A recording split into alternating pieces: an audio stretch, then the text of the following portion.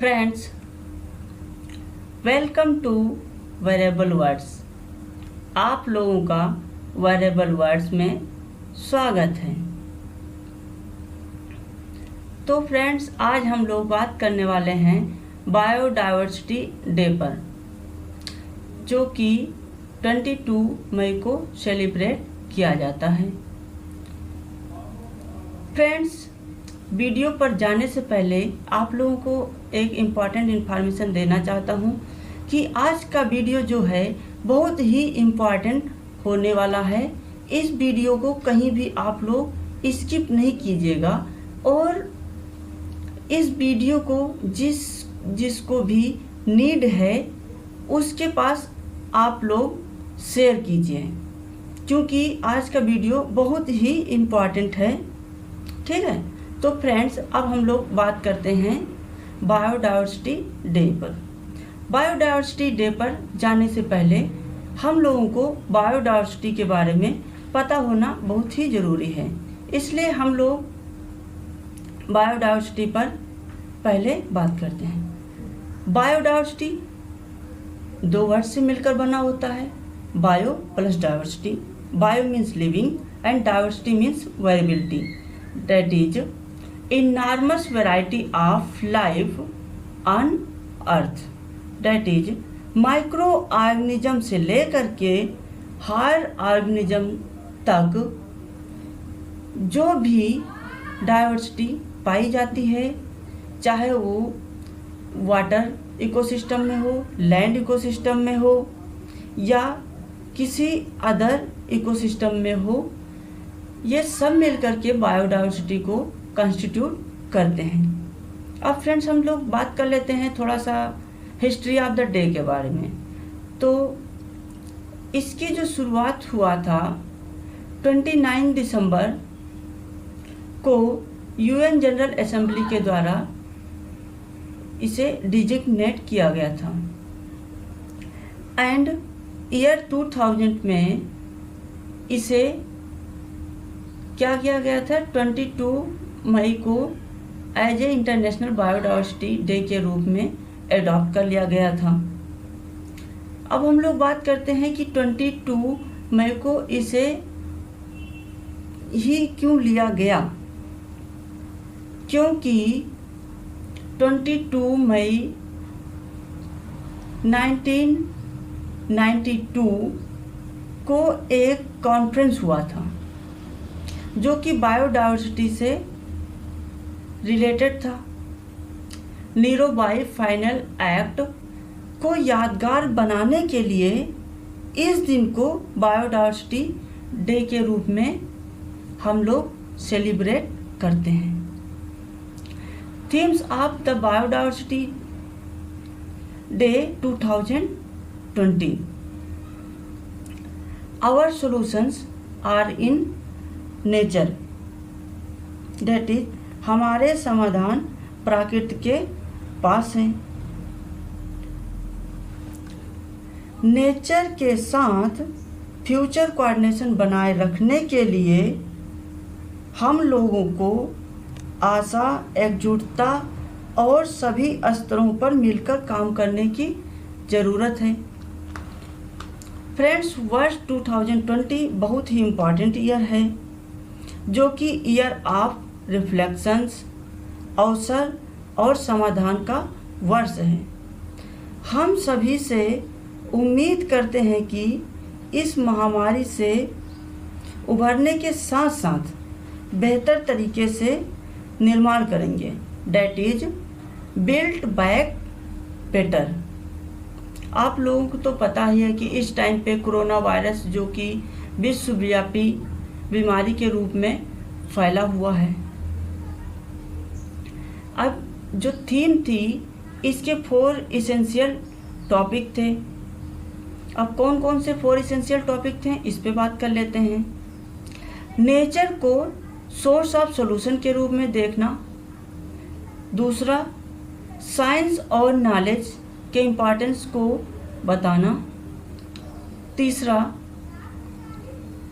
Importance of biodiversity के बारे में लोगों को अवेयर कराना। फोर्थ सबसे इम्पॉर्टेंट जो है टॉपिक क्या है, ह्यूमन हेल्थ को इंश्योर करना। फ्रेंड्स, अब हम बात करते हैं UNDK for biodiversity. First, UNDK 2011 to 2020, जिसका मेन उद्देश्य था स्ट्रेटेजिक प्लान्स ऑन बायोडाइवर्सिटी पे जो हैं उनके इम्प्लीमेंटेशन को बढ़ाना और साथ साथ लिविंग बीइंग्स का नेचर से इंटरेक्शंस को बनाए रखना। और मेन गोल जो था इस डिकेड्स का क्या है था, किसी भी लेवल पर बायोडाइवर्सिटी को मेंटेन करना। सेकेंड डिकेड्स आने वाला जो है 2021 to 2030, decades of ecosystem restorations, that is ecosystem को रिस्टोर करना है। जैसे जिस तरह से हमारा इकोसिस्टम पहले था उसी रूप में लाने की कोशिश करना या उसी रूप में बनाए रखना। जैसे इस टाइम पे आप लोग देख रहे हैं क्लाइमेट चेंज हो रहा है, पॉवर्टी लेवल बढ़ रहा है, फूड सिक्योरिटी नहीं बची हुई है, जो वाटर है या फिर फॉरेस्ट हैं वो सारे क्या हो रहे हैं, एक फार्म से दूसरे फार्म में चेंज हो रहे हैं। जैसे वाटर जो है पॉल्यूटेड हो रहा है, फॉरेस्ट क्या हो रहे हैं,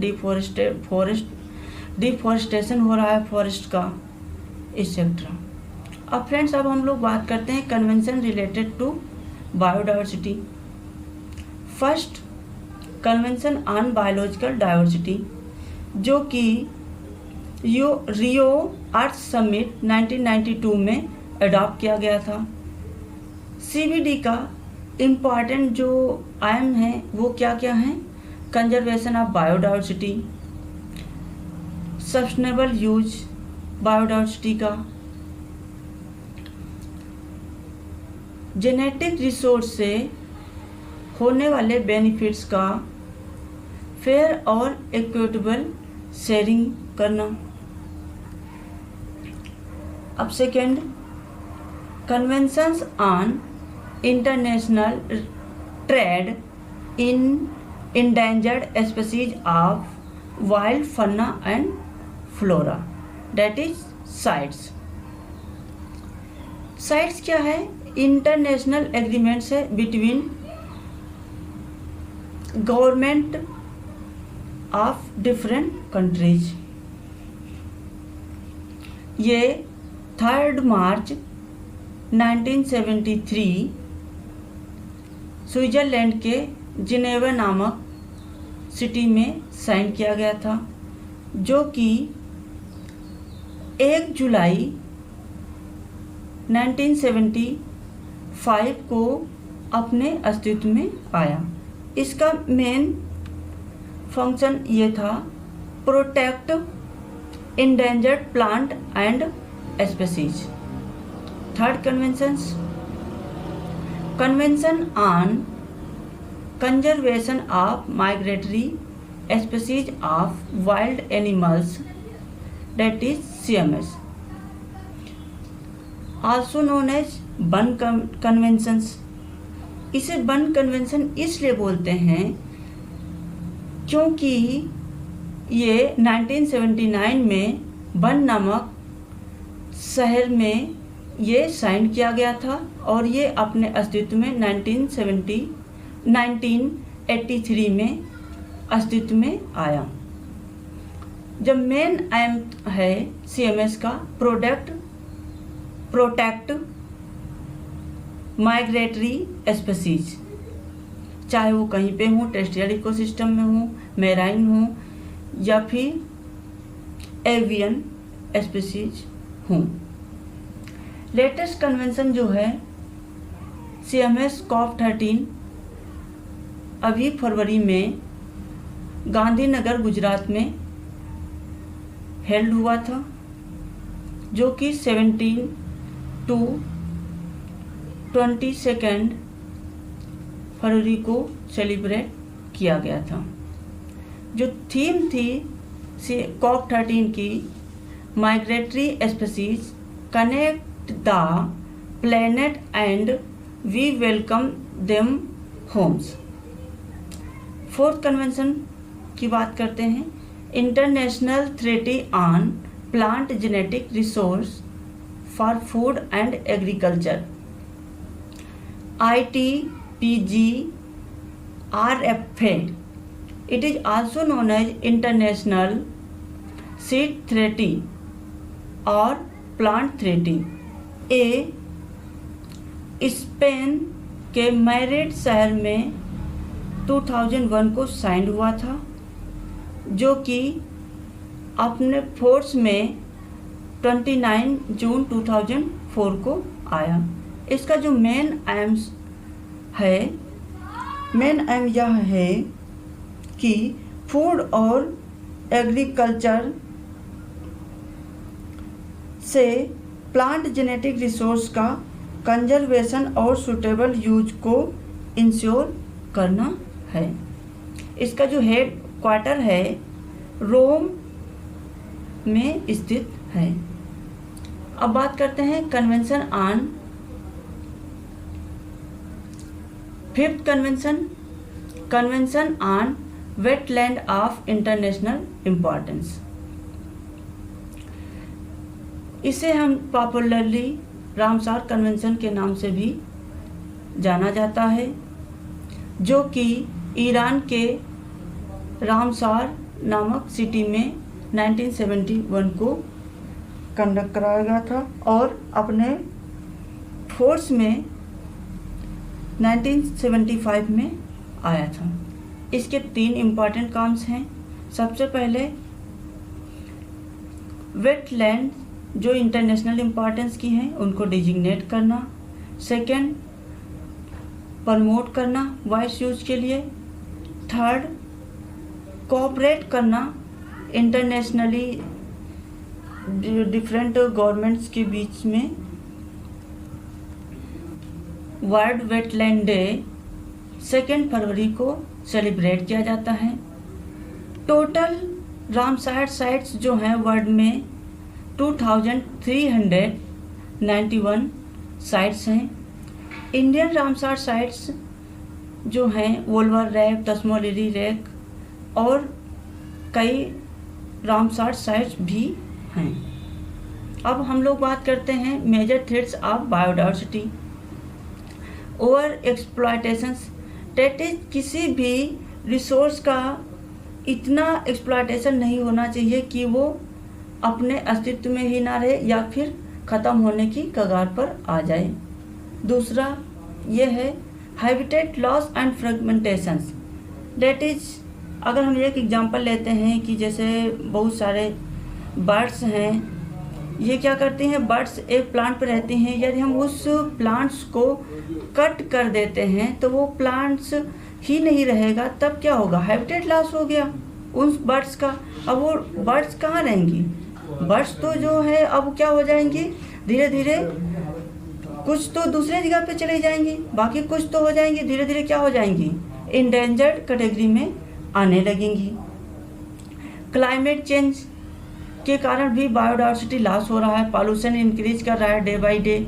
जैसे आप लोग देख रहे हैं वाटर पॉल्यूशन अगर की बात करें तब क्या होता है, वाटर पॉल्यूशन इंक्रीज होने के कारण जो वाटर एनिमल्स हैं उनकी डेथ हो जा रही है। अब हम लोग बात करते हैं इन्वेसिव स्पीसीज। इन्वेसिव स्पीसीज कोई जो बाहरी स्पीसीज हैं अगर कहीं पर आती हैं, जो एंडेमिक स्पीसीज हैं उन पे अपना बहुत ज़्यादा इफेक्ट जमा करके क्या हो जाएंगी, एंडेमिक स्पीसीज को विलुप्त कर देंगी।